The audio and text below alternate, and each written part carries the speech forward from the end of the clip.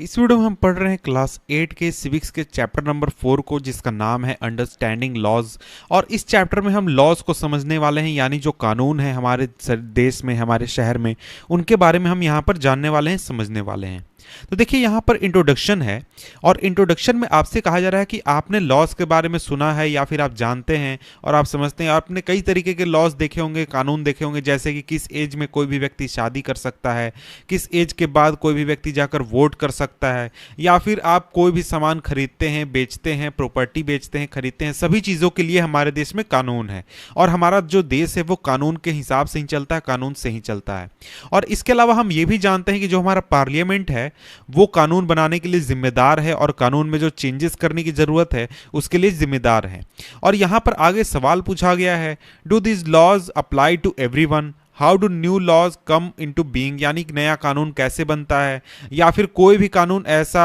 हो सकता है क्या जो कि अनपॉपुलर हो या फिर कंट्रोवर्शियल हो, अगर ऐसा है तो उसको कैसे हटाया जाए, रिमूव किया जाए। और इन सभी सिचुएशन में अगर किसी भी तरीके की परेशानी आती है तो उसमें हम एक नागरिक होने के नाते क्या कर सकते हैं और हमें क्या करना चाहिए, इन चीज़ों को यहाँ पर हम पढ़ने वाले हैं, समझने वाले हैं। तो सबसे पहले यहां पर हमारा एक टॉपिक आ जाता है, और वो है हमारा do laws apply to all. क्या जो कानून है वो सभी लोगों के लिए बराबर अप्लाई होता है, यानी सभी लोगों के ऊपर बराबर है। तो ये बात सच है, सभी हमारे देश में जो इंडिया है उसमें सभी व्यक्ति के लिए जो कानून है वो इक्वल है, बराबर है, सभी लोगों को कानून के सामने बराबर ट्रीट किया जाता है। लेकिन यहाँ पर एक कंडीशन बताया गया है, एक आपके सामने एग्जाम्पल दिया गया है कि एक लड़का है जो कि गवर्नमेंट ऑफिशियल का बेटा है, जिसको कि सजा हो गई है 10 साल की, लेकिन उसका जो फादर है यानी कि जो गवर्नमेंट ऑफिशियल है वो उसे छुपा देता है या फिर विदेश भेजता है, किसी तरीके से सरकार छुपा देता है ताकि उसे जेल ना जाना पड़े। तो क्या ये जो तरीका है, यानी ये जो एक्शन लिया गया गवर्नमेंट ऑफिशियल द्वारा, ये सही है? नहीं, ये बिल्कुल सही नहीं है। क्योंकि जो हमारा कानून है वो कहता है कि सभी व्यक्ति बराबर हैं कानून की नज़र में, चाहे वो प्रेसिडेंट हो, गवर्नमेंट ऑफिशियल हो, बिजनेसमैन हो, या फिर कोई भी व्यक्ति हो, सभी लोग जो हैं वो बराबर हैं। और अगर किसी को सजा होती है या फिर कानून के सामने कोई आता है तो उसको इक्वली ट्रीट किया जाता है।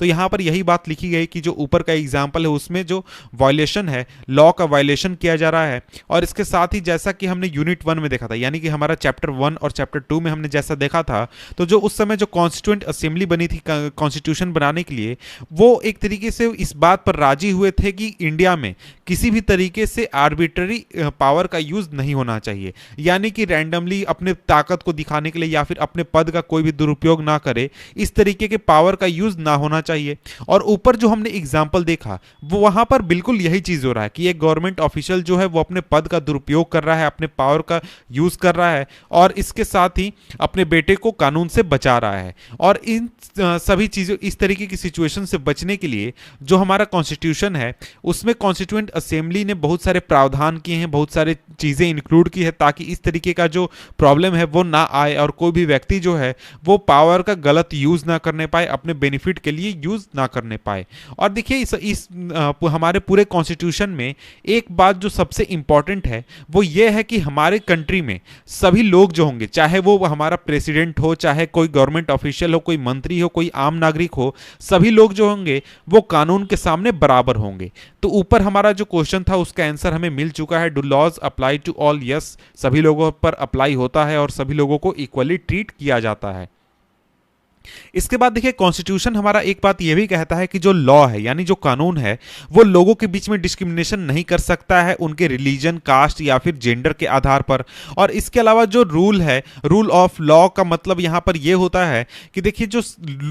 लॉ है यानी जो कानून है वो सभी लोगों के ऊपर इक्वली अप्लाई होता है और सभी लोगों के लिए इक्वली सजा का भी प्रावधान होता है। और कोई भी गवर्नमेंट ऑफिशियल या फिर कोई भी अमीर आदमी या फिर जो हमारा प्रेसिडेंट हमारे देश का, वो कानून से ऊपर नहीं है, यानी कि उसके लिए कानून को चेंज नहीं किया जाएगा या फिर उसको कानून में छूट नहीं दिया जाएगा। और कोई भी अगर क्राइम होता है या फिर लॉ का वायलेशन होता है, उसके लिए जो भी स्पेसिफिक पनिशमेंट रखा गया है या फिर जो भी प्रोसेस रखा गया है जिससे कि एक व्यक्ति के जुर्म को साबित किया जाए या फिर प्रूव किया जाए, उसके जरिए हर एक व्यक्ति को गुजरना होगा अगर उस पर आरोप लगता है। और इस तरीके से जो हमारा कानून है वो सभी लोगों को इक्वल ट्रीटमेंट प्रोवाइड करता है, हमारा कॉन्स्टिट्यूशन। लेकिन यहाँ पर आपसे एक सवाल पूछा गया है, but was it always like this? क्या हमारे देश में हमेशा ऐसा ही था? पिछले 1000 साल पहले या फिर 2000 साल पहले या फिर 200 साल पहले, हमारे देश के आज़ाद होने से पहले क्या इस तरीके की सिचुएशन थी उस समय? तो रियलिटी में हम देखें तो हमारा जो इंडिया था, एंशियंट टाइम में जो इंडिया था, वहाँ पर बहुत ही अलग अलग तरीके के लोकल लॉज हुआ करते थे। यानी कि हमारे देश के लेवल पर कोई भी कानून नहीं था। जो कम्युनिटीज़ होते थे उनके अपने लॉज होते थे, यानी एक कम्युनिटी का दूसरा कानून है, दूसरे कम्युनिटी का दूसरा कानून है। और इसके अलावा अगर हम देखें तो बहुत सारे अलग अलग तरीके के पनिशमेंट भी दिए जाते थे लोगों को उनके कास्ट के आधार पर या फिर उनके सोशल स्टेटस के आधार पर। फॉर एग्जांपल, अगर दो व्यक्ति एक ही क्राइम को करते हैं लेकिन उनके लिए जो सजा होगी वो अलग अलग होगी। लोअर कास्ट के लोग जो होते थे उनको ज़्यादा सजा दी जाती थी, ज़्यादा हार्श पनिशमेंट दिया जाता था, और जो अपर कास्ट के होते थे उनको उतना हार्श पनिशमेंट नहीं दिया जाता था। और ये जो पूरा सिस्टम था हमारा डिस्क्रिमिनेशन का, ये धीरे धीरे कम होने लगा या फिर खत्म होने लगा जब हमारा कॉलोनियल पीरियड आया, यानी जब ब्रिटिशर्स इंडिया में आए। उस दौरान में इस पूरे प्रथा में या फिर इस पूरे सिस्टम में काफ़ी ज़्यादा बदलाव आया है और काफ़ी ज़्यादा चेंजेस आया है। लेकिन यहाँ पर हमें एक चीज़ समझनी चाहिए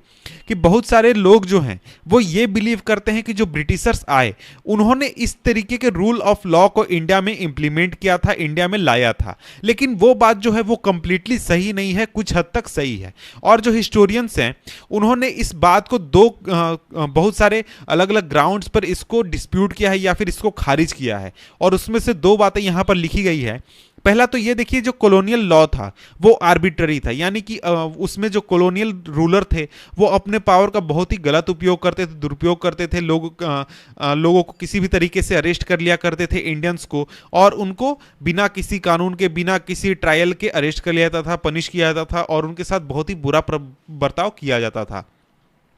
और इसके साथ दूसरा यहाँ पर रीज़न बताया गया है कि जो इंडियन नेशनलिस्ट थे उन्होंने काफ़ी ज़्यादा इंपॉर्टेंट रोल अदा किया है जब हमारा जो लीगल सिस्टम इंडिया में, जो ब्रिटिश इंडिया था उसमें लीगल सिस्टम को डेवलप करने में या फिर जो हमारा रूल ऑफ लॉ है उसको अच्छी तरीके से इंप्लीमेंट कराने में। तो यहाँ देखिए एक एग्जाम्पल दिया गया है आर्बिट्रीनेस का, जिसमें यह कहा गया है कि देखिए जो ब्रिटिश लॉ आया था सेडिशन एक्ट ऑफ 1870 का, इसमें यह था कि कोई भी व्यक्ति अगर ब्रिटिश गवर्नमेंट के खिलाफ किसी भी तरीके से प्रोटेस्ट करता है, क्रिटिसाइज करता है या फिर किसी भी तरीके से विरोध करता है ब्रिटिशर्स का, उसको जो ब्रिटिश गवर्नमेंट है वो अरेस्ट कर सकती है बिना किसी ट्रायल के, बिना किसी कोर्ट के मंजूरी के। ऐसे ही वो उसे पकड़कर जेल में डाल सकती है। और जो इस तरीके के कानून बनने के बाद जो इंडियन नेशनलिस्ट थे उन्होंने इस तरीके के कानून का काफ़ी ज़्यादा विरोध किया, काफ़ी ज़्यादा क्रिटिसाइज किया और एक तरीके से ब्रिटिशर्स का जो आर्बिट्ररी यूज था अथॉरिटी का, पावर का, उसको कम करने की या फिर खत्म करने की कोशिश की। और इसके अलावा जो हमारे नेशनलिस्ट थे वो ग्रेटर इक्वालिटी के लिए फाइट करने लगे, सरकार का विरोध करने लगे और मांग करने लगे कि लोगों को बराबर का दर्जा दिया जाए और लोगों के साथ बराबर का ट्रीटमेंट किया जाए। और इसके साथ ही इस बात का भी वो विरोध करने लगे कि जो सेट ऑफ रूल है उसको एक तरीके से फोर्स ना किया जाए लोगों को ओबे करने के लिए, या फिर जो जस्टिस है इस चीज को हमेशा लॉ के साथ जोड़ कर रखा जाए। यानी कि लॉ जो है उसको हमेशा इसलिए इंप्लीमेंट कराया जाए या फिर लागू कराया जाए कि लोगों को जस्टिस मिल सके और सभी लोगों के साथ बराबर ट्रीटमेंट किया जाए। और देखिए 19वीं सेंचुरी के अंत आते आते तक जो इंडियन लीगल प्रोफेशन था वो भी काफ़ी ज़्यादा इमर्ज कर रहा था, और इसके साथ ही जो कॉलोनियल कोर्ट्स थे वो भी काफ़ी ज़्यादा इमर्ज कर रहे थे। और इसके साथ ही जो इंडियंस थे वो लीगल सिस्टम में काफ़ी ज़्यादा आ रहे थे, वकील बन रहे थे, जज बन रहे थे और भी दूसरे जो लीगल सिस्टम के पोस्ट है वहाँ पर पहुँच रहे थे। और इन सभी चीज़ों की वजह से जो हमारे सिस्टम था, जो आर्बिट्ररी यूज था पावर का ब्रिटिशर्स का, वो कुछ हद तक कम हुआ। और इसके साथ ही जो लोग थे उनके विरोध प्रदर्शन या फिर जो उनके मेहनत थी उसकी वजह से भी जो आर्बिट्ररी यूज था पावर का ब्रिटिशर्स का वो कम हुआ। और इसके साथ ही लोगों को इक्वालिटी की भावना एक तरीके से लोगों को मिलने लगी, लोगों को इक्वल ट्रीटमेंट मिलने लगा। और इसके अलावा बहुत ही अलग अलग तरीके हैं जिसके जरिए जो इंडियंस है उन्होंने बहुत ही ज़्यादा मेजर रोल अदा किया है रूल ऑफ लॉ को इंक्लूड बढ़ावा देने में या फिर मजबूत करने में कॉलोनियल पीरियड के दौरान। और इसलिए हम ये नहीं कह सकते कि जो ब्रिटिशर्स हैं उनकी वजह से हमारे देश में रूल ऑफ लॉ आया है या फिर हमारा जो इक्वल ट्रीटमेंट है वो आया है। तो देखिए, ये तो हमने बात कर ली इंडिया के आज़ाद होने से पहले की। लेकिन जब हमारा देश आज़ाद हो गया और हमारे देश में जो कॉन्स्टिट्यूशन बना, तो कॉन्स्टिट्यूशन की वजह से आज हमारे जो रिप्रेजेंटेटिव्स हैं वो हमारे देश के लिए कानून बना सकते हैं या फिर कानून में चेंजेस कर सकते हैं, या फिर अगर कोई कानून खराब है या फिर अच्छा नहीं है तो उसको रिमूव भी कर सकते हैं। और हमारे जो रिप्रेजेंटेटिव है वो हर एक साल, यानी जो हमारे एमपीज होते हैं वो हर एक साल बहुत सारे कानून बनाते हैं, रिमूव करते हैं या फिर चेंजेस करते हैं। और क्लास 6 में एक कानून के बारे में आपने पढ़ा था कि जो हिंदू सक्सेशन अमेंडमेंट एक्ट था 2005 का, उसके अनुसार जो सन है, डॉटर्स हैं या फिर जो मदर्स हैं किसी व्यक्ति के, उनको प्रॉपर्टी में, फैमिली प्रॉपर्टी में इक्वल